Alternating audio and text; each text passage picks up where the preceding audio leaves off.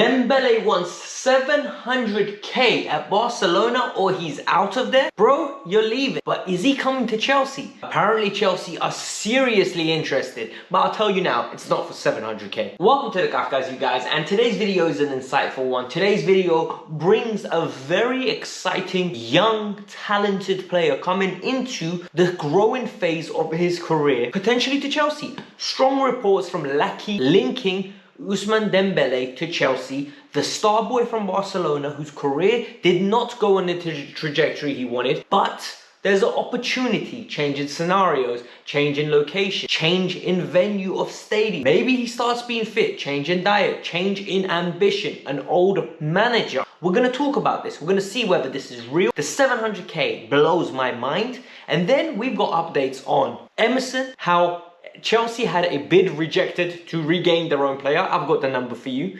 Adama Traore linked back again with a club. Dujon Sterling is the backup option. And there's a deadline set. And I'll tell you what the deadline is. Stay tuned with the video. But before we get started, make sure you do me a massive favor. Hit that like button, subscribe to the channel, and let me know your thoughts on the Ousmane Dembele thing. 700k, would you pay him that? I personally wouldn't. I think majority of you wouldn't. But the target for this video is 700 likes in sponsor of Ousmane Dembele's ridiculous, outrageous ambitions. Let me give you my ridiculous, outrageous ambitions. Let's see if you guys can make it happen for me. 700 likes on this video. Let's do it. Alright, so what do we know about Ousmane Dembele? Ousmane Dembele is an absolute star boy. Both footed, excellent on the dribble, very adequate finisher when he goes through one-on-one, very composed, has a power lace through technique and the curler on smash. Very good, talented individual, takes free kicks with both feet, which is beautiful. Penalties dependent on how he's feeling on the day, as well as the corners. Absolutely flourished under Thomas Tuchel at Dortmund.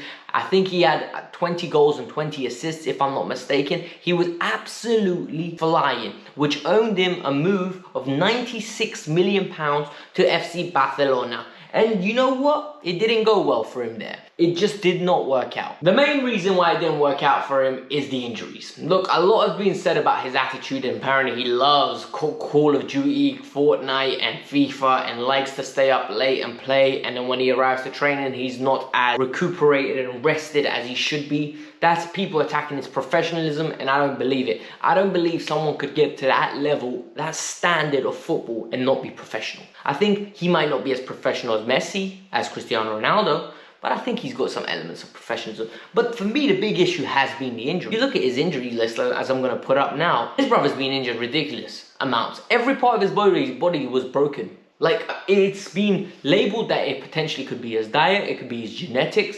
People can't, pin down the exact reason why Dembele consistently gets injured. It blows my mind. Absolutely blows my mind. How is Ousmane Dembele consistently injured? Look at how many games he's missed. He's played 86 La Liga games. 86 La Liga games. And that is an abnormally small amount. It makes no sense to me why this player consistently gets injured.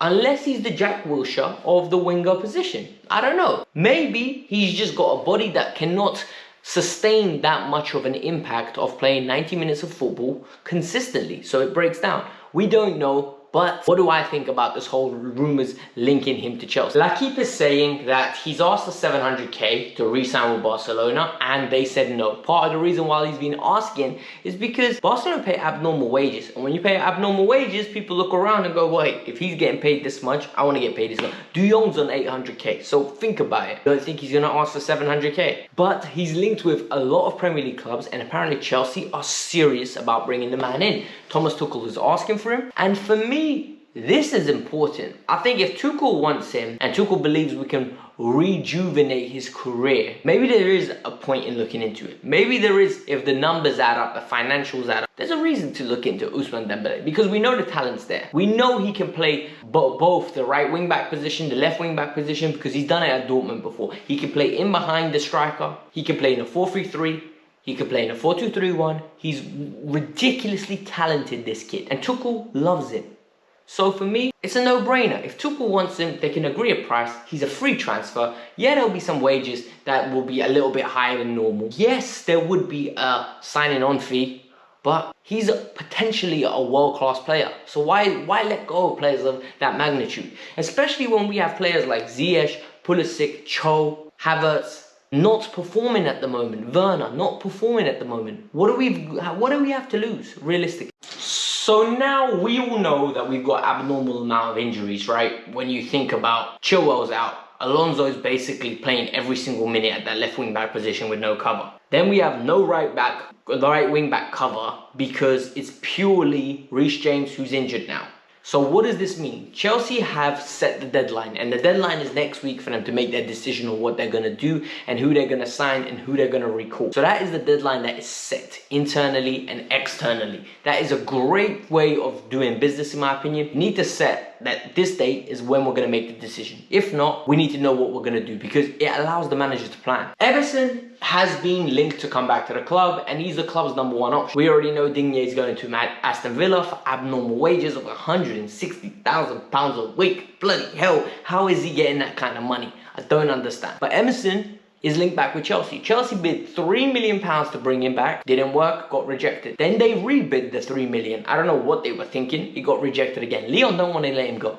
And we've got a problem now. Our own player is on loan and we want to cut this loan by bringing him back. Emerson wants to come back. Apparently Emerson feels like this is his chance, and I feel like it's his chance. If he comes back and puts in a great run of form from now to the end of the season, he's the number one left back until Ben comes back. And then he's fighting Ben, who's recovering from an ACL. Alonso's not the number one left back, I'll tell you that for free right now. So it's as simple as that. If he wants this chance, he needs to come back down. Then we look at the right wing back position, and the right wing back position is a very feisty and interesting one because we're stuck in a little predicament right now, right? Our little situation, a little issue, a little, what's going on here? Because Reece James is too good to be dropped. To sign someone better than Reece James is hard to do because he's top 5 right backs in the world, right? So you're not gonna go and get Trent. You're not gonna go get Hakimi. You're not going to go get someone who is ready to come in and flourish in that position from the outset. So realistically, what are you going to do? Well, Chelsea's preferred option is to go get Sterling back, apparently. And this deal is easy to do. Blackpool are not complaining. They understood the terms and conditions when they loaned him. So this move is there. It's the backup plan. It's the plan just in case Chelsea decide they want to do something else. And if flops, they can come back to this. But an alternative is Adama Traore. Adama Traore was linked with the club for a while. Chelsea have been scouting him for ages. I even remember when he was at Aston Villa, we were scouting him. They went down, we scouted him. Then Conte came in, we scouted. We literally, I think he was at Middlesbrough at that point, we were scouting him. This summer again, it looked like we were gonna scout him and sign him. No, the deal keeps falling out. This is a club signing if this happens. The club has had this guy on their radar for ages. Like, honestly, it's not a coincidence that every time we need a fullback, his name comes up, even though he's not a fullback. Like, the club view him as a long-term right wing back, right winger, left winger. They view him as a versatile player. So for me, it could potentially happen, but it looks like he's going to Spurs. So I have no idea what's going to happen. I feel like we're going to get Sterling. I'm going to give my opinion on that move if it happens at another date. Not today. I'm not going to keep you for too long. But this was the latest news. We got Spurs tomorrow. Quick roundup on that game afterwards. It's going to be a good match review, and I think you lot will enjoy it. So hit the like button, subscribe to the channel, and let's keep it going, man. I want to hit 12K by the end of tomorrow. So let's do it. Peace out. I'm out. Bye.